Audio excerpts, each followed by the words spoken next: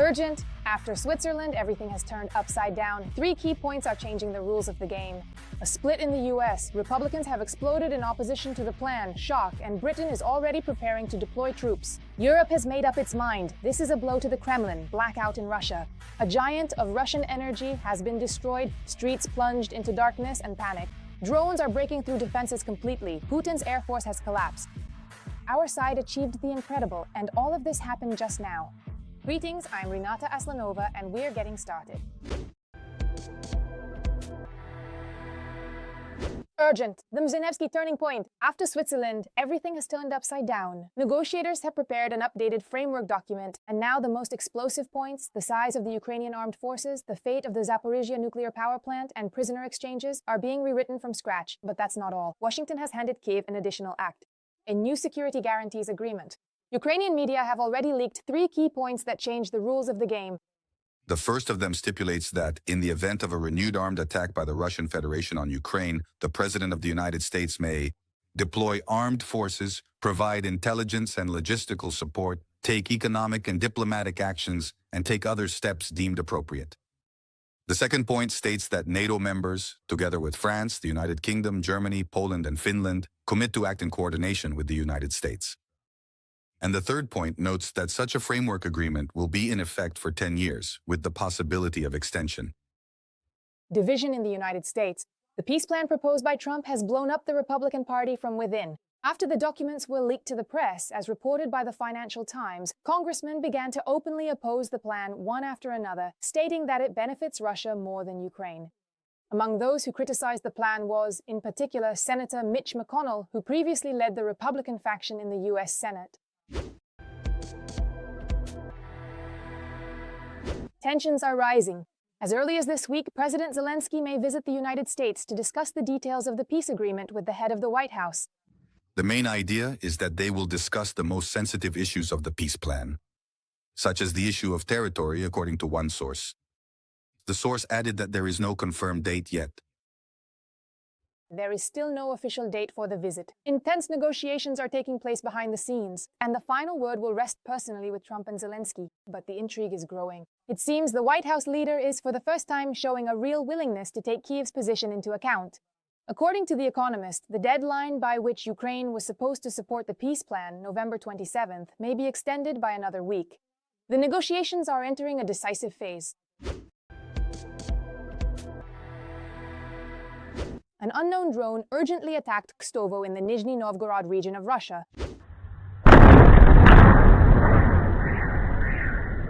This city is home to giants of the Russian oil industry, the Lukoil Nizhny Novgorod Nefteoxyntez refinery and the powerful Siburg-Kstovo complex.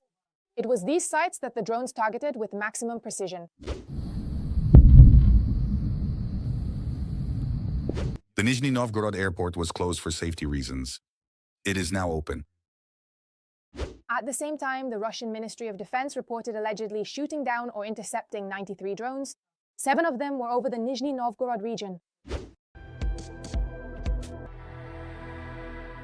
A sensation. Moscow is in icy chaos, without power, without heat.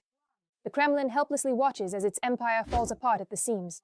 The streets are plunged into darkness, and the panic and anger of the residents grow with every minute. Dear residents, an emergency headquarters has been set up to deal with the aftermath of the attack. All emergency services are on site. At the moment, we are working on restoring the heating. Remain calm, that is the most important thing. It has become known that the Shatura Adres, a thermal power plant located in the Moscow region, has ceased to exist. Adres. The area is currently on fire and everything in the vicinity has been completely blown up. Just a moment ago, there were 2 drones involved in the incident. Look what flew by. Where? Could you be more specific? Over there, where you see the lights now, you see? Where exactly? So what? Yeah.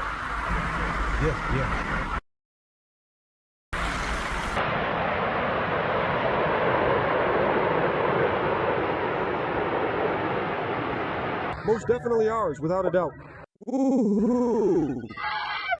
No way!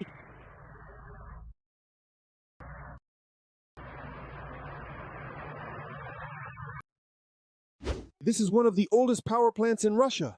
Obviously, it wasn't age that brought it down, but fierce Ukrainian drones. Apparently, the power output node of the GRES is on fire. The power output node is an infrastructure complex through which the power plant transmits the generated electricity to the unified energy system. Russian air defense is powerless. Drones break through the defenses completely, and the enemy remains utterly defenseless against deadly strikes in the area of responsibility. I don't know. Hit, shoot it down in Russia. No. 2, 3, 4. No, nothing at all is visible here. Well, nothing can be seen. 5. A wave of strikes hit Russian aviation. For the first time, a Mi-8 helicopter was shot down in the air by a drone from the area of responsibility. Our guys did it. Rostov region is ablaze with the fire of revenge, and the enemy is in a panic, not knowing where to hide.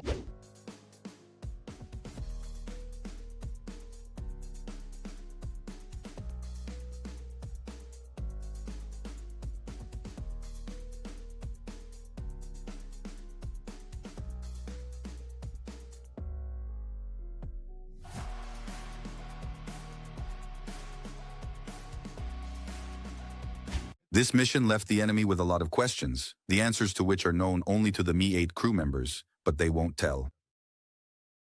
Moreover, it became known that it was not a transport Mi-8 that was shot down, but specifically an attack Mi-28. Nevertheless, the Russian army still cannot come to terms with the loss of part of its aircraft fleet.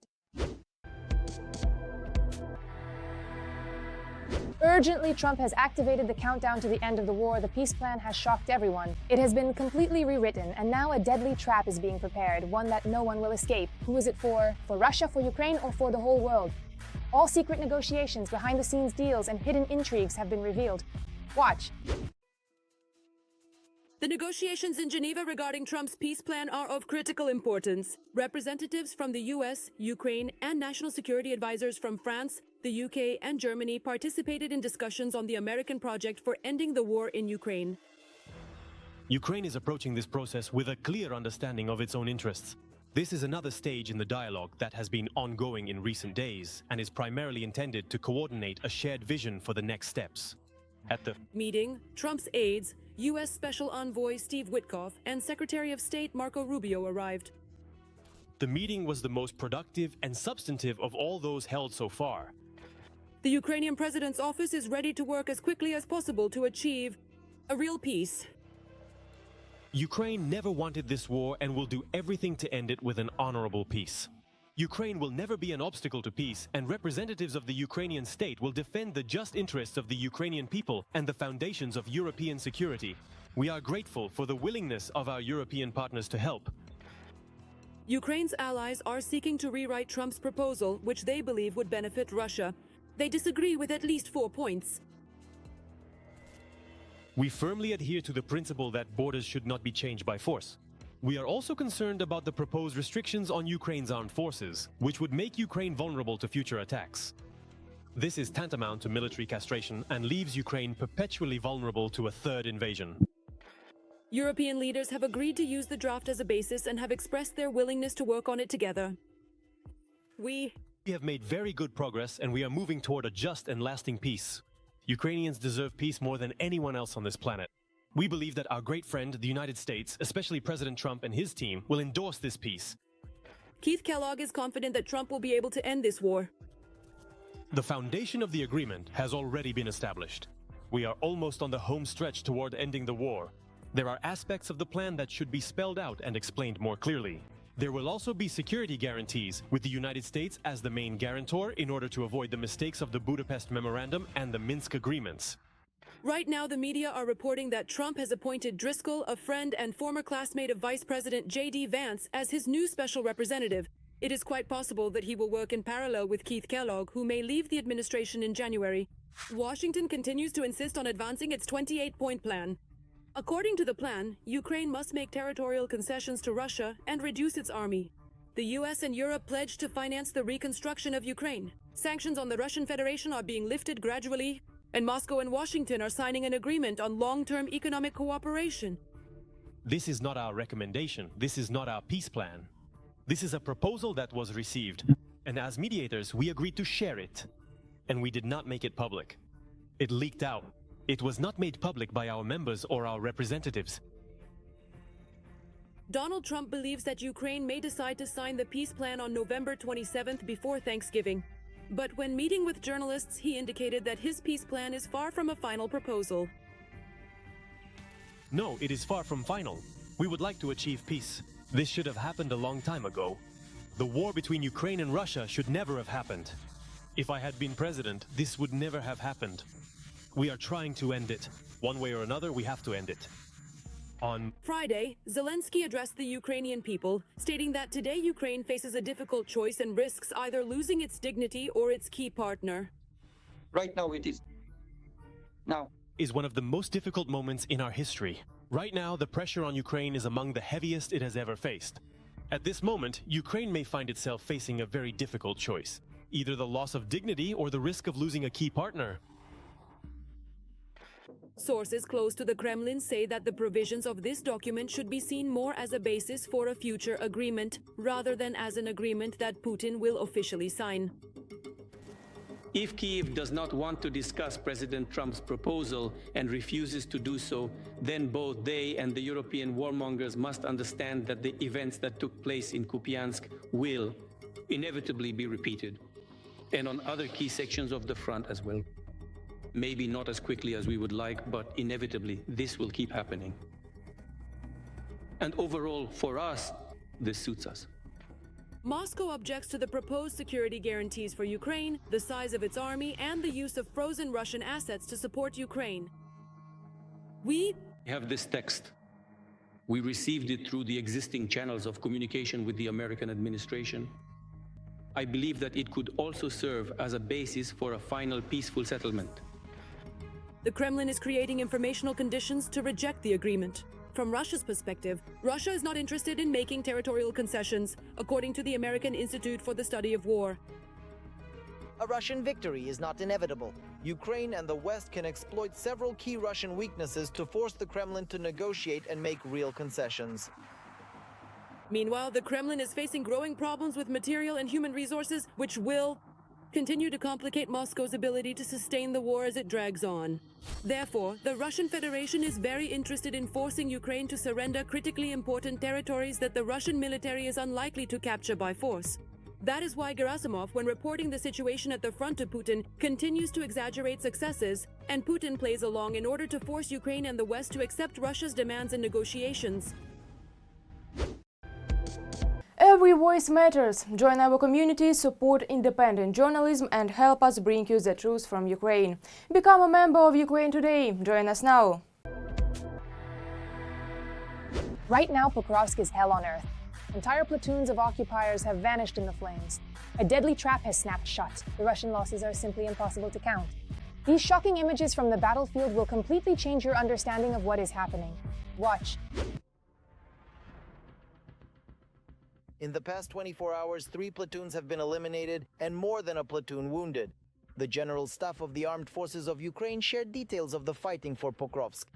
Thus, the Defense Forces destroyed exactly 60 Russian assault troops, who, under the cover of fog, tried to advance toward the city center and gain a foothold. Another 23 people were wounded. As a result, the occupiers' attempt to break through failed. At the same time, the enemy is still holding the old positions they took several days ago. According to the command of the Armed Forces of Ukraine, search and assault operations are currently underway, and the entire city essentially remains a gray zone. The enemy, who entered through the southern outskirts of Pokrovsk, has already established a certain bridgehead there. The bridgehead is already being supplied logistically. Accordingly, the gray zone is very large, probably most of the city today. However, the lines on the northern outskirts of the city in the northern part of Pokrovsk are currently being held in particular by our paratroopers. Another direction that regularly appears in military reports is the Kupiansk area. Despite Gerasimov's report about the encirclement of around 5,000 Ukrainian soldiers there, our command denies this information. On the contrary, they are reporting successes and advances by the defense forces. So far today, it has not yet been possible to push the enemy out of Kupiansk itself.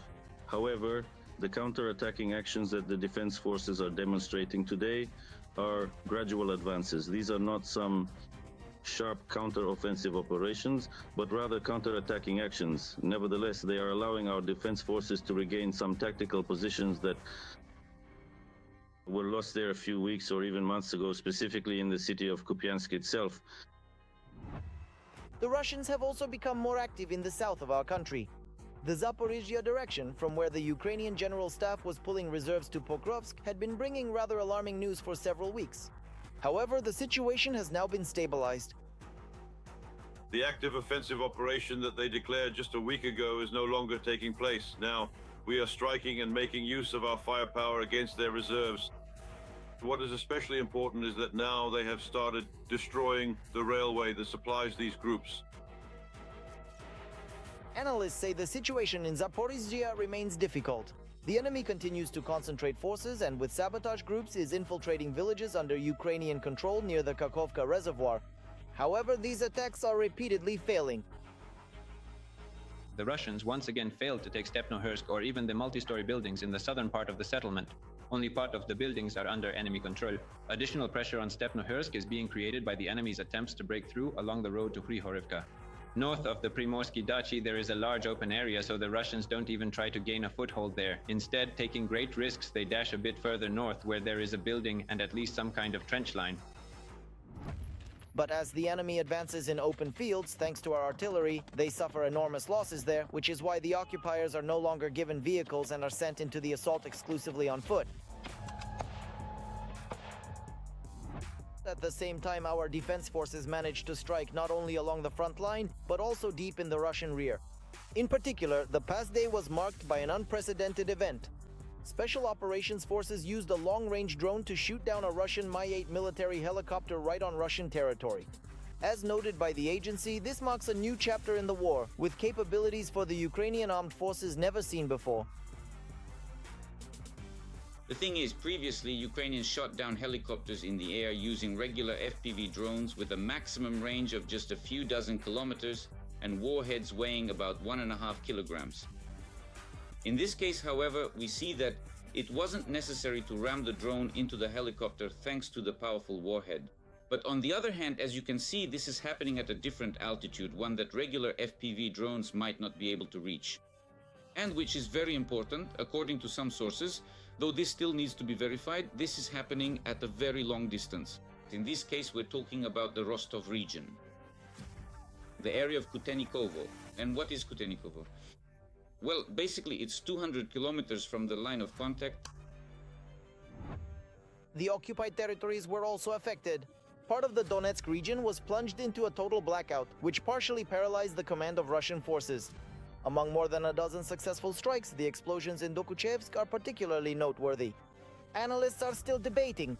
Was the nighttime glow the result of a strike on a power station or an ammunition depot? Whatever it was, either way, it's ultimately a significant blow to logistics operations because if a substation is destroyed, the group loses electricity. If the strike hits the ammunition depot, the group loses its shells. This is important for the group that is currently advancing in the Donetsk region. In other words, at the very least, it slows down their offensive potential. At the same time, fighters on the ground are confirming this information. In particular, due to intensified strikes on Russian logistics in the Donetsk region, assault units have lost their steady supply of reserves and weapons and have lost momentum in their advance in Pokrovsk as well.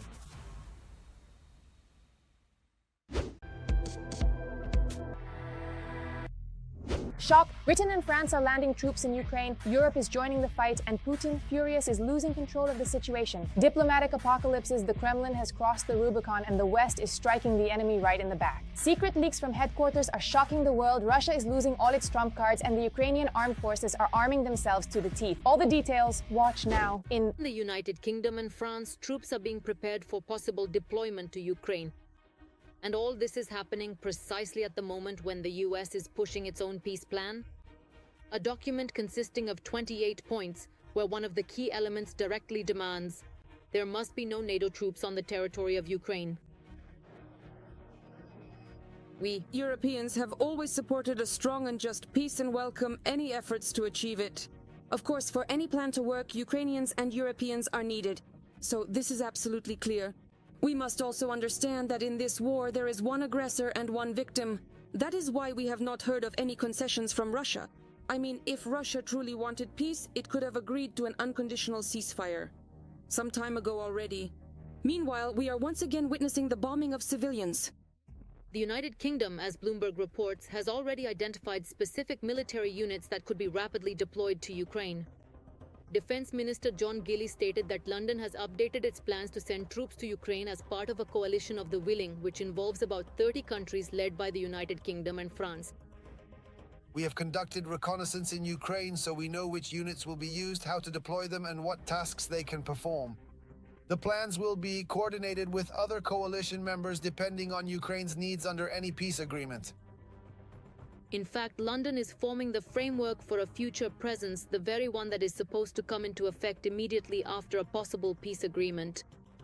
Britain is already allocating more than £100 million for these purposes. That's about $130 million.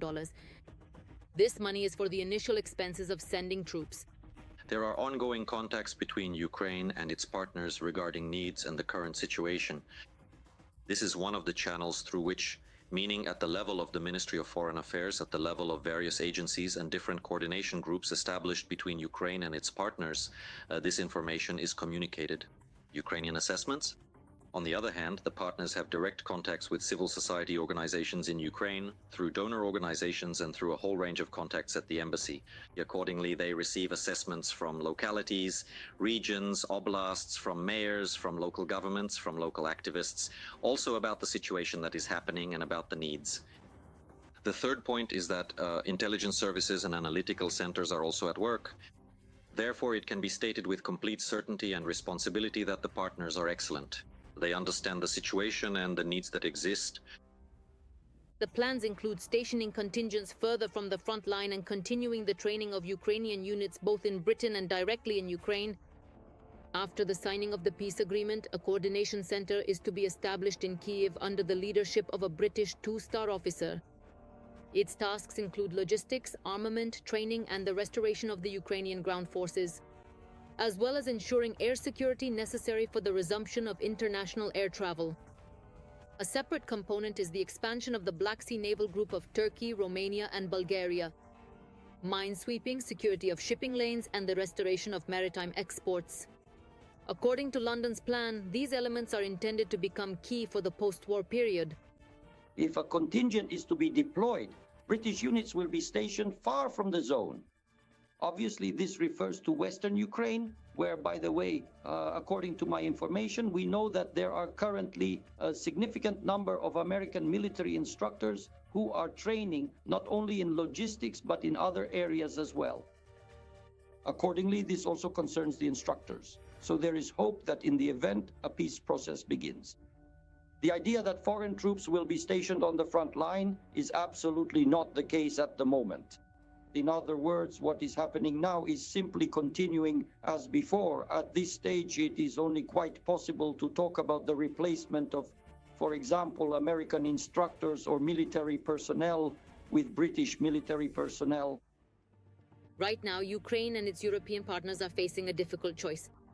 On the one hand, there is the need to provide reliable security guarantees and maintain stability after a possible agreement. On the other hand, there is the risk of going beyond the American plan, thereby provoking a new round of pressure from Russia, or even undermining the very architecture of the future peace agreement.